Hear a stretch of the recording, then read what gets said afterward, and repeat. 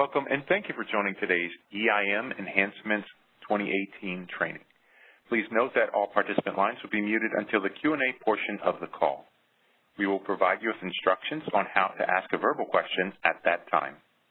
You are welcome to submit written questions during the presentation, and these will be addressed during Q&A. To send a note, select All Panelists on the Send To drop-down menu of the chat panel located on the lower right-hand side of your screen. If you require technical assistance, send a note to the event producer or call our help desk at 888-796-6118. With that, I'll turn the call over to Craig Williams, Lead Client Trainer at the ISO. Please go ahead. Thank you, Marvin. Appreciate your help. And good morning to everyone who's joined us. Just some logistics as we go through this presentation where we're discussing the EIM Enhancements initiative. I'll probably go through a few slides and then I'll open it up to questions so that we'll have a few of those question and answer periods through the presentation. So if you have a question, please note it until we open it up for those. We're going to review in today's discussion the new screens that are available in BAAOP. We're going to talk about new reports that will be in OASIS and some of the changes in the real-time market application for FlexRamp product and how that's handled during contingencies. So with that, we'll go ahead and go to the first slide. These are the two things we're going to cover that we just talked about. These are some of the terminology and acronyms if you're not familiar. This is a reminder, we are being recorded and this session will be available for people to review later on our website. So please be aware of that. And when you do ask your questions, please tell us your name and your affiliation so we know who we're speaking with. Some of the terminology and acronyms that will be throughout this include the RTSI, Real-Time Schedule Interchange, the ETSR, which you're all familiar with, Energy Transfer System Resource, ITC, Intertie Transmission Constraint, PTST, Pseudo-Type Share Transfer, and of course, Variable Energy Resource. So with that, we'll go ahead and get into the first BAAOP enhancement screen that we'll discuss, and this is the pre-hour interchange schedules. In the BAAOP program, it's located under the EIM program, under Transmission tab, under RTSI schedules for a menu link. And all of these mock-ups, I'll say up front, they do not include data that's real, although we've still hidden some of that data. And all of the data that's in the highlighted regions where right now we have selected the ISO and PV West, that is actually just there to demonstrate how you can select different resources and interties and start times and end times and enter values. In all of the mock-ups that you'll see, it's not related to the data that's underneath. So there's no relation between what you see underneath and what you see in the entry screen. But this mock-up gives an opportunity for entities to be able to see their real-time interchange schedules for the hour ahead, and you can choose which resource or intertie you're working with. Of course, each of your EIM BAAs will be limited to their information, and it does give you a chance to enter and override value for those.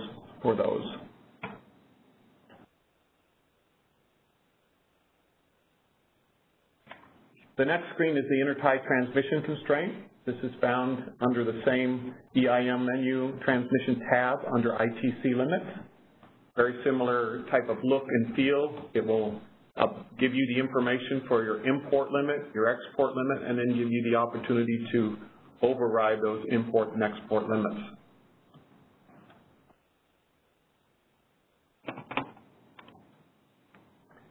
There is also a flow gate limit in this same location and the menu T-core limits. It will provide you with the BAA, the name, the start time, end time, and the information from what OTC to what OTC, and you can override those as well.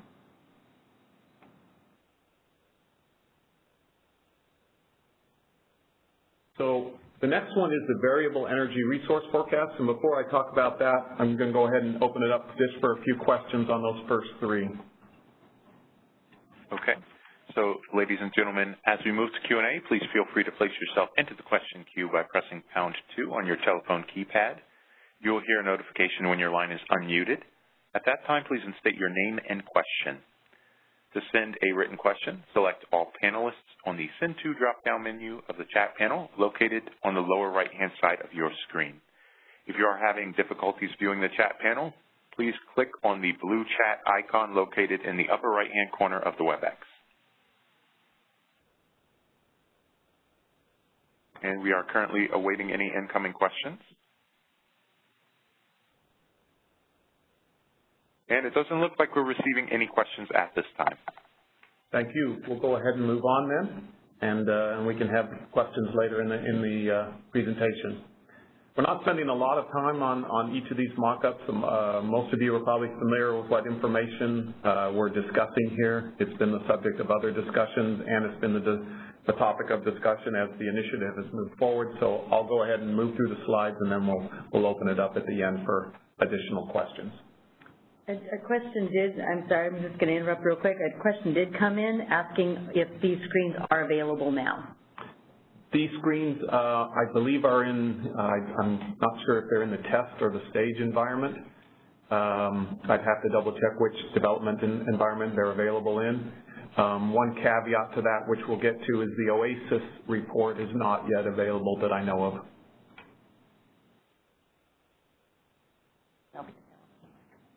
Yeah, they will be available in MarketSim. There's some documents that aren't signed off on the OASIS report. We need to get those signed off. Somebody's out of town right now, but we'll follow up on that. And we'll follow up on which environment they're currently in. So they're on the variable energy resource forecast. This one's a little bit bigger, so I had to put it on its own slide here. Give you an idea of the look here. So you'll see the VER forecast, and that is by BA and by resource name. It'll give you information on the forecast and the time period that we're discussing. And you can see that that's in a 5-minute increment as it's moving through, and you can override those forecasts, so that information will be there, and then you would select Update to change that information. You can also look at your VER forecast by region. In this case, if there are no regions within your BAA, it might just say no zone, or if you're something like the ISO, it might have a zone that it provides in the forecast for that particular region. Again, you can look at the forecast and you can select override in order to change that. Now, there is one additional portion of this menu, and that is circled up above in the red, and that is if you want to add a forecast record. If you select that option, you'll get a screen that will look very much like this, and it's under the EIM transmission RTSC. You'll be able to select your BAA, your resource name, your end time, and put a forecast in. So that allows you to provide additional forecasts and update those.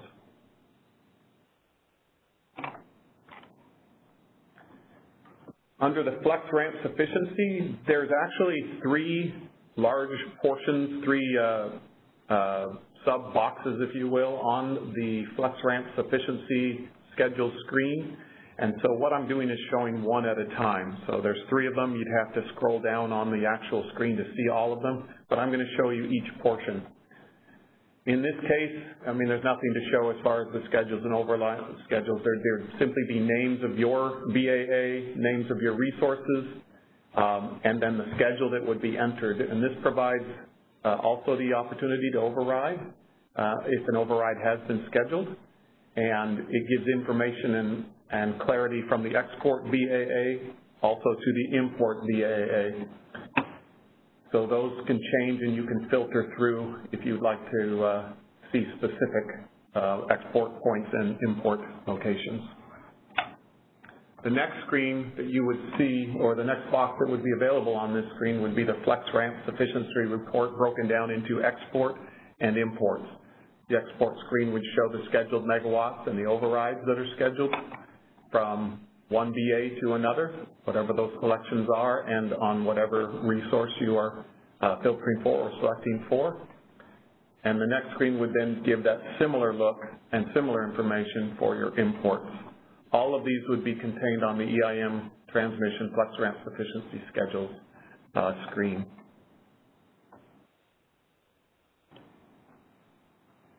Then on the EIM transmission PTST limits, and I've selected the RTPD time frame, and actually this is where all of the information will generally be entered, and then it'll feed down into the RTD from here. But this will provide limits.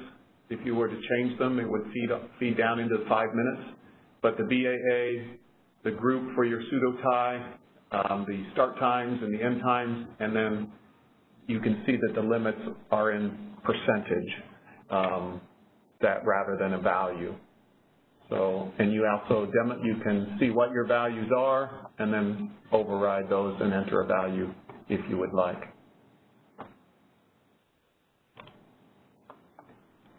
On ETSR limits, there is a new screen under EIM. We're going to change the look of ETSR detail, and I've selected the RTPD time frame for this as well.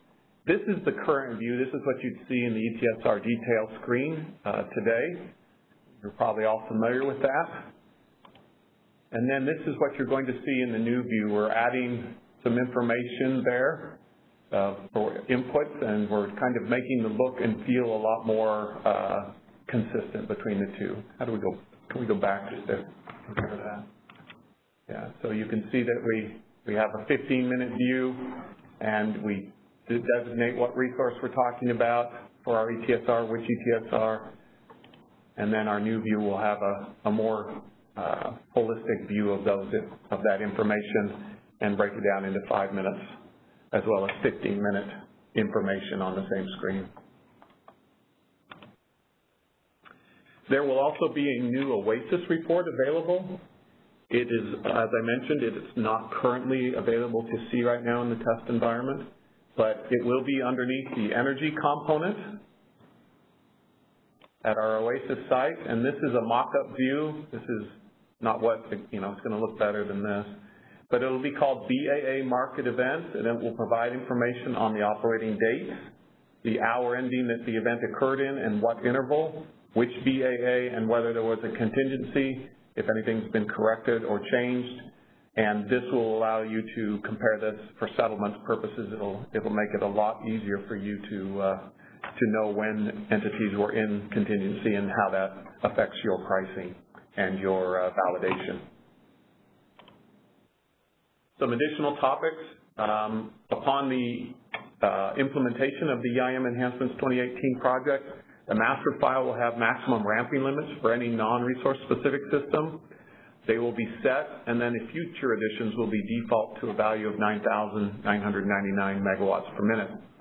This is going to allow for resource adequacy, availability, settlement improvements, as these values were previously defaulting to 0, and no other max ramping limit value will be accepted beside that for the resource type. Updates will be made automatically by the ISO for existing NRSS resources upon go live, and will be automatically defaulted for future additions of NRSS resources. There is not a lot of applicability there unless that's your specific area. And then finally, want to make sure that we all are aware that 2 enhancements were actually pre-delivered as part of the 2017 winter release to meet the requirements for the FlexRamp product exclusion for EIM BAAs during contingency events. They are listed here for reference, but the 2 key things to take away is that we do exclude EIM BAAs under contingency from FRP, and we adjust your EIM area flex requirements when 1 or more EIM BAAs are under contingency, which changes the diversity benefit calculation so that it is accurately reflected without those flex requirements. So now we'll open it up for questions on any of these topics. Marvin? Okay. So I do see that we have one question here in the verbal queue. Caller, your line is unmuted. Yeah, this is Justin Will from Pacific Corp. I was wondering if you can go back to the FlexRamp efficiency schedules, page 10. I'm wondering, I'm kind of asking what you are overriding. Excuse me. So I understand the FlexRamp sufficiency test and everything like that. So this is going from 1 hour to the next, and that's what tells you what your flex ramp capacity is going to be for these flex ramp efficiency tests. What am I overriding on this? What is that changing? Is this a specific start time and end time for any ETSR or any schedule? I'm just wondering what override is for and what we would use it for, and because it seems very problematic, very, very extreme to be able to go in and override a schedule, and this is just specifically for the flex ramp sufficiency test? That's my understanding, and I'm looking through the business requirement specification to see if it adds any more detail about exactly what it's overriding, and I am not seeing it right off the bat. Justin, I apologize. So if it would be all right, I'll have somebody contact you to give you the details on that, the technical details. Yeah, I'm just wondering, I do understand the flex test and what it's about and how it goes about ensuring that you have enough flexible ramping capacity. While I do appreciate it having a little more control over that, I'm worried about being able to override these and to whatever value it may be.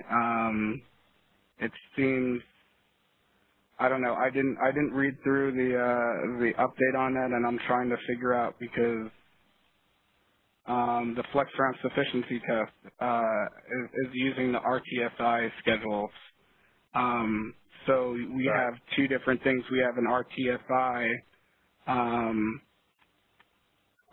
schedule override, and we also have a flex ramp sufficiency override. And I'm just wondering how they interplay. And yeah, because these were mock-up screens that were given to us, the one thing I'm noticing is that on all three of these screens, there actually isn't an edit option that I'm seeing in the menu. So it may be that let me find out exactly why that is showing up in our mock-up screens, and I'll follow up on that and make sure we share that information as well during our EIM updates and operations call. My other question regarding that is that so you're also on that screen, you're also showing that not on that one, but if you go back to like page 10, it shows EIM dynamic and EIM base. And those are shared between two EIM entities. And so my other question on that is if you override one, if it doesn't get mirrored to the other, aren't we creating an imbalance? Yeah, that's certainly something we want to understand, and we don't want to do one and not the other. Agreed. Yeah, so I have a lot of questions on that before, so our operators are understanding that and know the effects of overriding it and what that does to the market and how it affects our BA, and also on the other side, if it is a ETSR, how it affects another BA, if it does or if it doesn't. We will get that information and follow up so that you fully understand that. Thank you. Thanks for the question. Okay, we have another question here in the phone queue. Caller, your line is unmuted. Hi, Craig. This is Gong Wen with Future Sound Energy. I have a question right in page 10. So we have a from BA and we have two BA, and then we have the schedule for this pair. So is this schedule calculated or optimized by the market system, or is it the schedule that is happening outside the market system and the market participants submit this schedule to the GISO as an input? So can you explain this? Is the first time I see this? Well, some of the, like, for instance, if you see down, let's see, about right down here where it says EIM base, these would be a fixed value schedule. So those probably would be not one that would be optimized by the market, but is submitted by the participants. But certainly in the dynamics, those would be optimized by the system. And let's see. So it's showing the different start times and end time periods here, so 4:15 to 4:20. So it's given in 5-minute increments, and it would be a compilation of the market's determination of where those dynamic schedules should be. But the base schedules would be.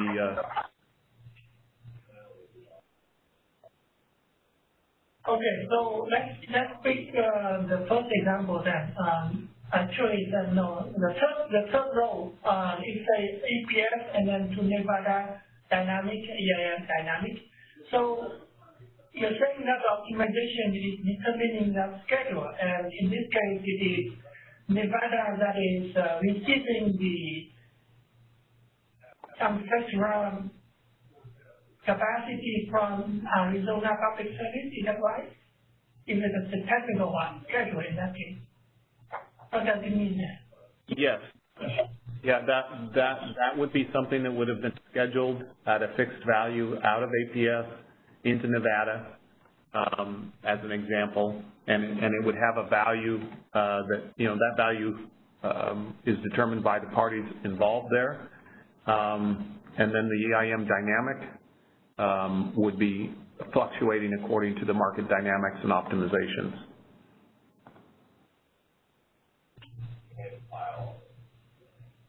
So, okay, is the dynamic on top of the base, or it is incremental, or the dynamic is, let's say if the dynamic is saying that it is 100 megawatt and the base is saying that it is 10, and it is altogether is 110, or it is dynamic is really 90 and base is 10? No, it's if you've dedicated a certain portion of transmission to the EIM transfer on that path, and in this case you have both a dynamic, as you can see, you have both a dynamic and a base schedule on Crystal 500 from APS to Nevada. It would be whatever your total capacity is. If you have 100 megawatts of total capacity and you designate 50 available to the base, or you designate 50 for the base schedule, then only 50 would be available for the dynamic.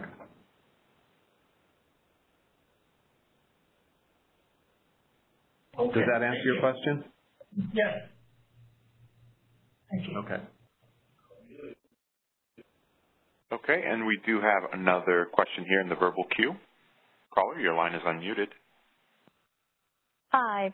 Can you go back? This is Kelsey Brown from Pacificor. Can you go back to the VER slide where you had the forecast override screen? Yeah, just a second here. That one, yeah. So can you? This one? Yeah. Okay. Yep. So on this one, can you be more specific on when there is an override forecast put in, is that only affecting the base schedule, or would that also affect a DOT or an FMM? That would only affect the schedule for that VER resource, or for that resource that you have selected. So but it would be a production. When you say schedule, you mean base schedule, or what schedule are you referring to when you say this is I believe this is the production forecast for that resource.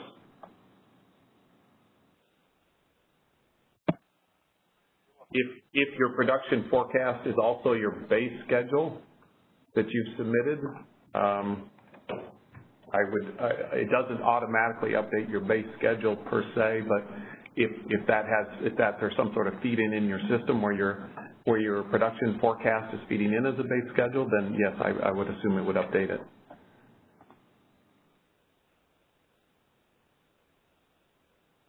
Okay. Maybe I'll follow up with some additional questions on that one. I'm not sure I'm fully understanding that. Okay.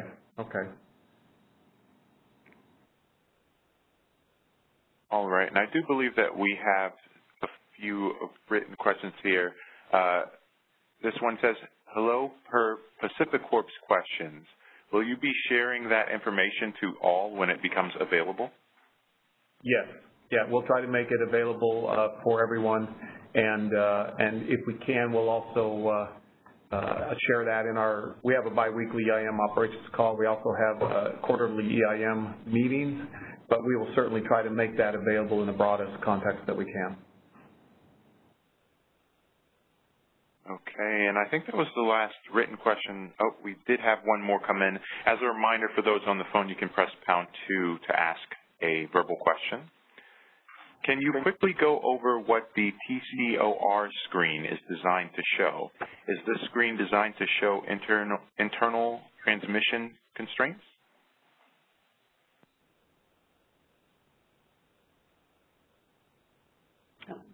Yeah. As far as I understand, this is the available transmission in a transmission. I always think of TCOR as transmission corridor, but flow gate, if you will. So it is what's your what is OTC? Transmission capacity, operating transfer capacity. So it's providing the values that you have and what you've entered to limit that overall capacity on that flow gate. I don't, if that's completely answering your question, can you just reread it one more time to make sure we're getting all of it again? Sure. Can you quickly go over what the TCOR screen is designed to show? Is this screen designed to show internal transmission constraints? I believe that'd be how I describe it, as a transmission constraint that you are aware of and you enter values in your system. Yes. Okay, and we have a couple more verbal questions that have come in. I'll go to the first caller. Your line is unmuted. Oh, hi, this is Chris Nevergich, Idaho Power. Craig, can you go back to the verse slide, please? Hello? Yeah, we're moving. Oh, sorry, no problem. I didn't hear a response. No, my bad. Sorry. There you go. This one? Yep. So, and I don't have I can't reference exactly where it would be at if it's even documented anywhere, but when we were going live with EIM, they had a discussion about an entity providing their own VER forecast, not using the ISOs. I thought there was a lot of discussion about the ability for an entity to go in and modify the forecast for VERs. Do you recall, or were you involved in any of those discussions at all? I wasn't involved with the discussions, but most of our EIM entities are using the ISO's demand forecast, but providing their own production forecast for resources. So that's pretty common. I don't recall exactly what the discussions were that you're referring to, though, because I don't think I was involved with those. Okay, I can ask Kathy Anderson then and find out more on that then. Thanks. Okay.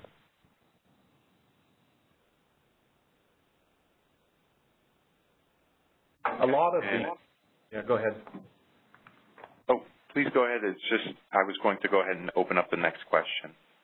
I was just going to say a lot of these enhancements are simply providing more information, and then the overrides, are giving additional flexibility to the EIM entities to be able to manage those. But it's making them aware of information that they wanted to see that previously was either not available or difficult to ascertain. So let's go ahead and move to the next question. Okay. So, NV Energy. Hey, Alan. Hi. Okay, so I just wanted to check. I'm not sure if I read that right, because I was right when you went through the slide on EIM is now going to consider ramp rates. Could you go back to that real quick? I think we're talking about later in the presentation, right? Yeah. So we're talking about the MasterFile change. Go down to about, let's see, slide 18. Okay, all right. Thank you. If you could just maybe give me 10 seconds on this slide. Just want to make sure I didn't miss it. No problem.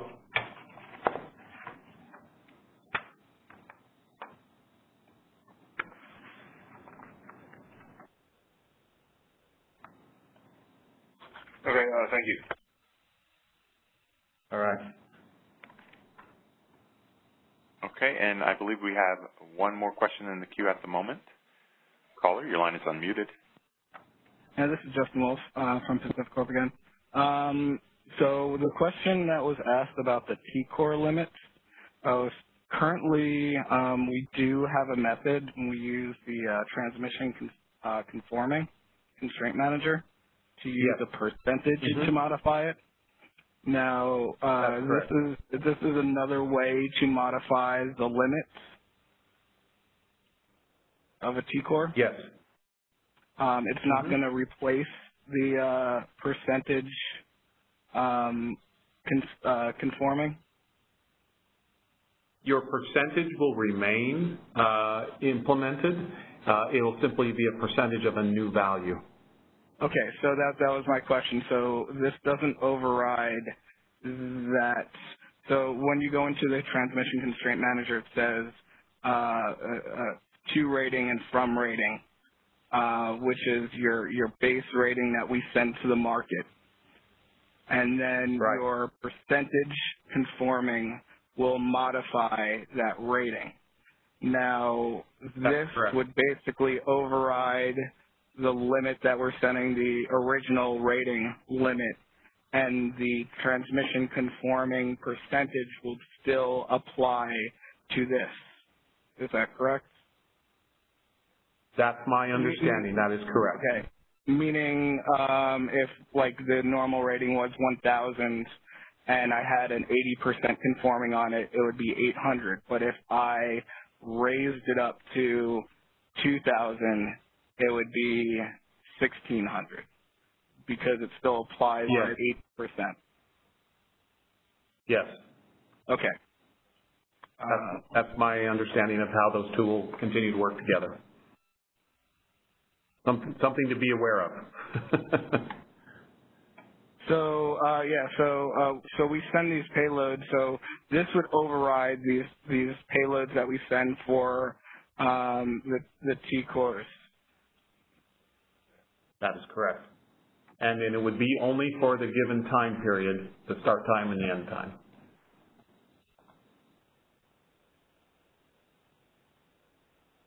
Okay. Yeah, I don't think so. Yeah, so I think that answers the question. I think the issue was we send all our limits in one payload for the T-cores, line limits, and ETSRs. So this is just going to specifically override that T-core and not push out or cancel the payload or anything like that, correct? That is correct.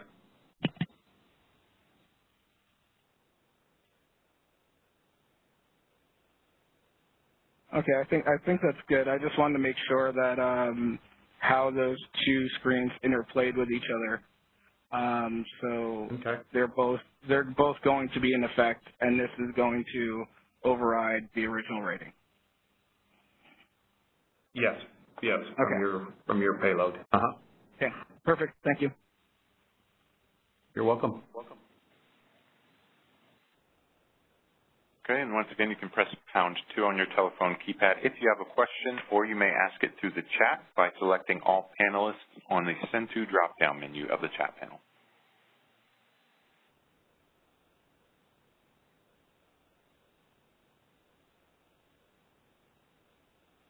And we're currently awaiting any additional questions.